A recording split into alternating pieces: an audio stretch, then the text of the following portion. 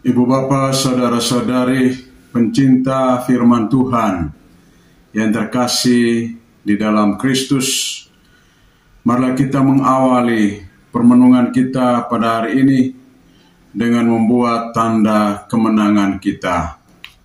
Dalam nama Bapa dan Putra dan Roh Kudus. Amin.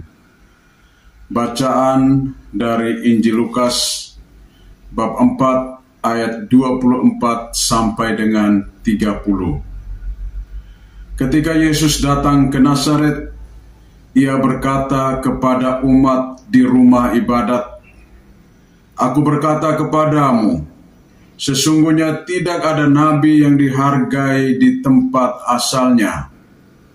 Tetapi aku berkata kepadamu, dan kataku ini benar, pada zaman Elia terdapat banyak janda di Israel ketika langit tertutup selama 3 tahun 6 bulan dan ketika bahaya kelaparan yang hebat menimpa seluruh negeri. Tetapi Elia diutus bukan kepada salah seorang dari mereka, melainkan kepada seorang janda di Sarfat di tanah Sidon. Dan pada zaman Nabi Elisa, banyak orang kusta di Israel, tetapi tidak ada seorang pun dari mereka yang ditahirkan selain daripada Naaman orang Syria itu." Mendengar itu, sangat marahlah semua orang yang di rumah ibadat itu. Mereka bangun, lalu menghalau Yesus keluar kota dan membawa dia ke tebing gunung, tempat kota itu terletak, untuk melemparkan dia dari tebing itu. Tetapi Yesus berjalan lewat dari tengah-tengah mereka, lalu pergi. Demikianlah sabda Tuhan. Ibu bapa, saudara-saudari pencinta firman Tuhan yang terkasih di dalam Kristus. Dalam perjalanan kehidupan setiap anak manusia, ia tentu saja dikaruniai berbagai talenta, kemampuan yang melebihi pribadi-pribadi yang lain. Kemampuan-kemampuan itu menjadikan dirinya semakin terkenal, tersohor, mungkin saja karena kapasitas intelektual yang begitu luar biasa, ataukah penemuan-penemuan yang ia lakukan untuk kebaikan bersama. Bila orang melihat dari aspek yang positif, tentu saja mereka akan memberikan apresiasi yang begitu besar, sehingga pribadi-pribadi tersebut merasa diorangkan. Namun kita juga bisa melihat ada orang-orang yang jarang, bahkan tidak sama sekali memberikan apresiasi atau penghargaan terhadap keberhasilan, kesuksesan dari orang lain. Mereka menolak, mereka tidak mengakui dan menerima apa yang telah dilakukan oleh orang lain. Pengalaman seperti ini dialami oleh Yesus Tuhan, di mana ketika ia kembali ke kampung halamannya sendiri, ia ditolak. Ia tidak diterima oleh orang-orang sebangsanya. Oleh karena itu, Yesus katakan, "Aku berkata kepadamu, sesungguhnya tidak ada nabi yang dihargai di tempat asalnya. Tetapi aku berkata kepadamu, dan kataku ini benar, pada zaman Elia terdapat banyak janda di Israel, ketika langit tertutup selama 3 tahun 6 bulan, dan ketika bahaya kelaparan hebat menimpa seluruh negeri. Tetapi Elia diutus bukan kepada salah seorang dari mereka, melainkan kepada seorang janda di Sarfat. Pertanyaannya, mengapa Tuhan memberikan contoh Nabi Elia sebagai gambaran bahwa dia adalah nabi besar? Seharusnya ia diutus kepada bangsa Israel, tetapi justru kepada seorang janda di Sarfat. Karena pada zaman itu orang-orang Israel juga tidak menerima, mengakui kehadiran seorang nabi besar, yakni Nabi Elia. Padahal Elia adalah pribadi yang memperkenalkan kepada bangsa Israel tentang Allah yang benar, Allah yang harus dihormati, disembah sujud. Dan ia berhasil mengalahkan Raja Baal dengan segala antik-antiknya. Dan Yesus juga memberikan contoh tentang Nabi Elisa. Ya, banyak orang kusta yang ada pada zaman Nabi Elisa, tetapi hanya seorang dari mereka yang ditahirkan, yakni Naaman. Naaman kita tahu bahwa dia adalah seorang tentara.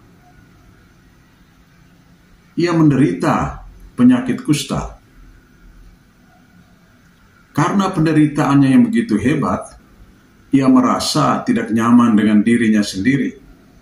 Tetapi atas bantuan seorang hamba, ia diminta untuk pergi berjumpa dengan Elisa. Elisa hanya katakan, pergilah, mandilah di sungai Yordan selama 7 kali. Naaman meyakini, percaya akan apa yang dikatakan oleh Nabi Elisa, sehingga ia pergi membersihkan dirinya di sungai Yordan selama 7 kali. Pengalaman Naaman ini mau mengingatkan kepada kita bahwa bila kita memiliki iman, keyakinan yang begitu besar akan kuat kuasa Allah, maka segala sesuatu akan terjadi berkat kasih karunia dari Allah sendiri. Yesus memberikan contoh Nabi Elia dan Nabi Elisa yang diutus bukan kepada orang Israel karena mereka menolak, tetapi justru kepada orang-orang yang berada di luar Israel. Yesus mau mengatakan bahwa orang-orang yang berada di luar Israel yang memiliki iman, keyakinan yang begitu besar kepada Allah, mereka juga dikasihi, dicintai oleh Allah. Mereka juga berhak untuk memperoleh rahmat dari Allah sendiri. Apa yang dikatakan oleh Yesus bahwa seorang nabi dihormati di mana-mana kecuali di kampungnya sendiri, itu benar.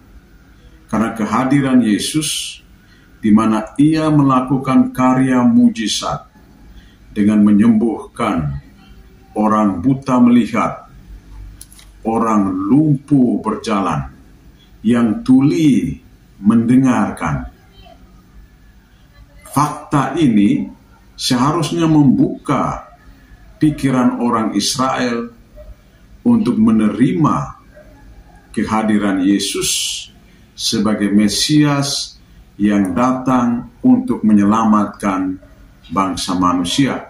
Tetapi sebaliknya, mereka tidak menerima, tidak mengakui kehadiran Yesus dengan seluruh karya mujizatnya.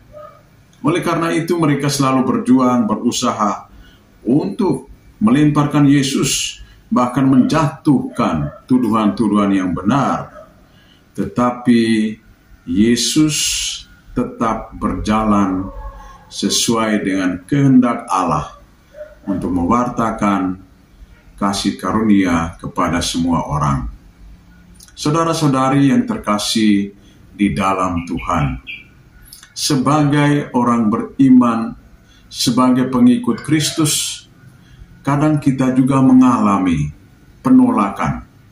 Kita tidak diterima, baik itu di dalam keluarga kita, di dalam lingkungan sosial kita.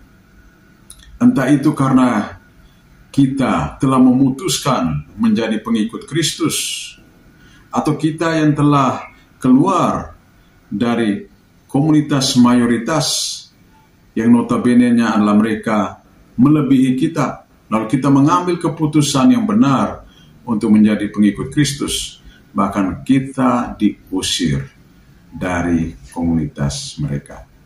Pengalaman-pengalaman seperti ini tidak membuat hati kita untuk berputus asa, tetapi justru kita harus berpegang teguh pada keyakinan akan kuat kuasa Allah yang senantiasa menyertai seluruh perjalanan kehidupan kita.